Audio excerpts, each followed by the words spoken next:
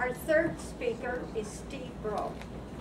Steve Broe earned his doctorate in 2008 by studying the leadership experiences of military veterans who became school teachers.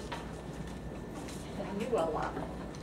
Today, he's working to help professors discover and grow their leadership skills. Steve Broe is the founding member of Unity Speakers. He plans to complete his evaluation speech contest next Thursday. Help me welcome our next speaker with his inspirational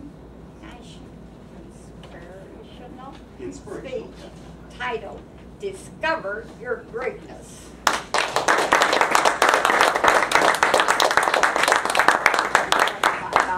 You did great. In the Midwest, a beautiful lake, a man, his wife, and their best friends having a great afternoon. And Steve did not know that within 6 weeks, his business would fail. He would enter his office and see all his fancy equipment on sale with a price tag. And it's good to see you, my friend. Glad you joined us today. Fellow Toastmasters, most welcome guests. Have you discovered your greatness? Have you found that place within you that radiates knowledge, passion? Do you know your connection with the Divine Spirit? As I believe we have.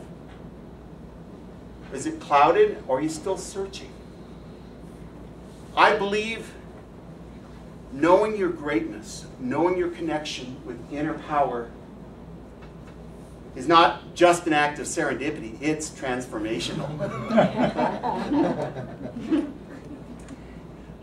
Steve saw his business close down. He made a decision. He was going to be taking the high road. He was going to face every one of his creditors, as he owed a lot of money. And he was going to tell every one of his creditors, I'm going to pay you off. And they didn't believe him. Steve said, I will pay you off if you can hold off on any collection action against me. I will send you a check every month. You will not collect interest, but I'm going to pay you in full. Just be patient with me. And it took a while, but Steve did that. And it changed his life. Steve discovered his greatness. Steve moved to Arizona, became a writer, and Steve Gautry, how many of you thought this was Steve Broe telling his story? Steve Gautry is now a highly established writer working with Ken Blanchard, ghostwriting a book for a famous political figure in Arizona. And he helps aspiring authors build their careers.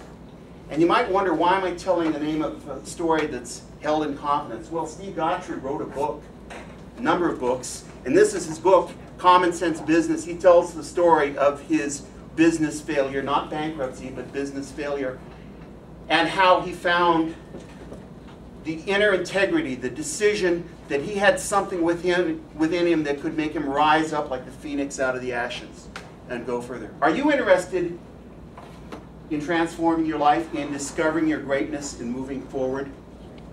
I have a few suggestions on how you can do that. First of all, understand your strengths. You do some things better than anyone else in this room. And if you know what those are, focus on your strengths. Become better than you are right now at those strengths. You might get a tip about your strength by what people say about you. Boy, David, you are an enthusiastic man, and you connect so well with people. And that's a tip about your strength. When people tell you you're good at this, that's a clue to your strength. Once you know your strength area, put your energy into it and make a daily decision to work within your strength and make a decision to lay aside those things that are not in your strength area. The second tip is the power of focus. There is a Portuguese proverb that says, think many things, do one. The focused person is capable of seeing lots of possibilities, but decides to put all of his or her attention on the achievement of very few goals. You've heard the story about trying to catch too many butterflies that might be flying around you, but if you focus on one, or on a bunch of rabbits that might be scampering around. I have a rabbit at home, I know how to do this. If you focus on one, you have a much better chance than trying to grab whatever one happens to be closest to you. Focus, and focus also means saying no to those things that are not your strength area. Focus means I'm going to work on this goal, and I'm only going to have a few goals that are important for me. And I'm going to work on that till it's time for me to move on to the next goal. Third quality for discovering your greatness is to love the plateau. Learning can be disappointing. If we learn something well, we often accelerate quickly and get really good at something. And then have you ever got to a point where your learning didn't seem to move any further? I studied a martial art for 20 years. And I saw many students enter the art who within their first year of study could do a lot of good things with the art, but then they wouldn't accelerate as fast in their growing and they got discouraged and they dropped out. David, I'm sure you saw the same thing, didn't you? We Americans give up too easily on doing those things that we could be great at. We get to the plateau and say, I'm not getting anywhere.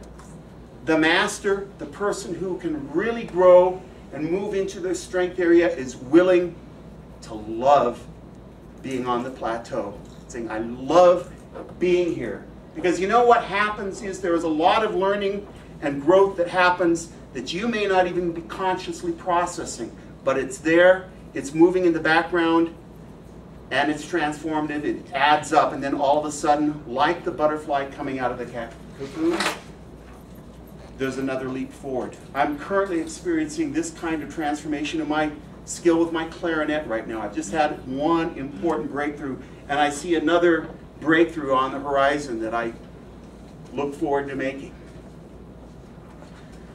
The fourth quality for discovering your greatness is continual learning.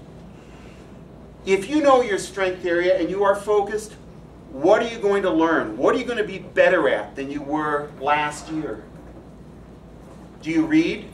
Do you study? Do you take seminars? Do you practice your speeches? I believe in almost every subject of mastery. You could pick the top 5 books in the field, read them within 6 months, and you'd know more than 90% of the people working in that field if you put your mind to it and really focused on the subject. It is easier to become well-educated on a subject than most people give credit for. Invest in yourself, be a continual learning, move ahead in your strength area. And the fifth quality is take a risk in the direction of your dream. If you built your dream, if you know what's important to you, it is worthwhile taking a risk. And I would suggest taking a risk with the help of someone who supports you, understands what it is to go through a major life change, and someone who's gone through that change and is willing to support you, not someone who's never gone through a change like this and is going to tell you you're wrong for doing this kind of thing. Find someone who understands the level of risk it takes you to move forward. And it can be a cautious risk, but move definitely forward in the direction of your dream. What is it worth it to you to change your life and find your greatness? Would you be willing to give up 5 years of your life learning, going through the plateau, investing in yourself and your strength, and moving forward. Raquel, I'm thinking now about the two different schools of Zen. There's Rinzai Zen, which is the sudden learning, and I think that's the kind of message you've given us today. And there's the Soto school of Zen, which teaches gradual enlightenment. And both schools have had a profound impact on the thought of transformation and growth in Japanese culture. And I'm going to suggest to you that if you can't get the sudden transformation that you want, learn to love the plateau and keep going. Find your greatness and invest in yourself. You are worth it. You are worth committing that extra action for. I believe in your greatness. I believe you have a radiance which is bright, and sometimes I see it brighter than others. But I believe that if you pursue your life with passion, discipline, and a committed learning plan, you can have a profound change and level of satisfaction with your life, like my friend Steve Gautry did. So what I suggest is your greatness, discover it. Madam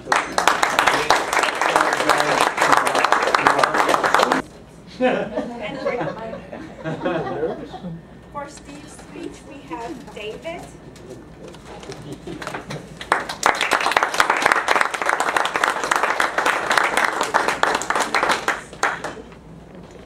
Thank you, Madam GE, fellow Toastmasters, honored guests, especially Steve.